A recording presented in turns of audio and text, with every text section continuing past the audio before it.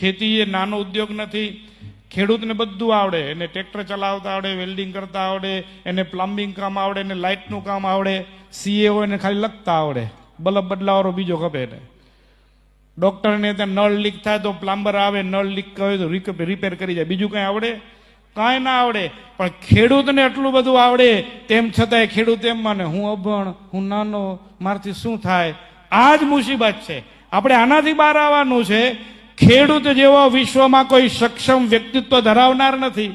તો આ ખેડૂત પોતાને ક્યારેય માયક આંગલો ન માને અને આ ખેડૂત કોઈ દિવસ નાની મોટી હડતાલોમાં રખડતો ન થાય. એ પોતાનું કામ કરે અને જ્યારે ખેડૂત સક્ષમ થઈને કામ કરશે ને ત્યારે આ સમાજ સમૃદ્ધ બનશે અને આ સમાજની સમૃદ્ધિ એના અન્નમાં છે. તો આપણે ગાય આધારિત ખેતીનું અન્ન પકવીએ અને એ અન્ન ખાઈ પી અને હૃષ્ટપુષ્ટ બનીએ. ખેતી એ નાનો ઉદ્યોગ નથી. ખેડૂતને બધું આવડે, એને ટ્રેક્ટર ચલાવતા આવડે, વેલ્ડિંગ કરતા આવડે, એને પ્લમ્બિંગ કામ આવડે, એને લાઇટનું કામ આવડે, સીએ હોય એને ખાલી લખતા આવડે, બલ્બ બદલાવાનો બીજો ખપે ને.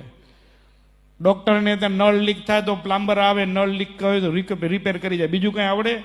કાંઈ ના આવડે. પણ ખેડૂતને એટલું બધું આવડે તેમ છતાંય ખેડૂત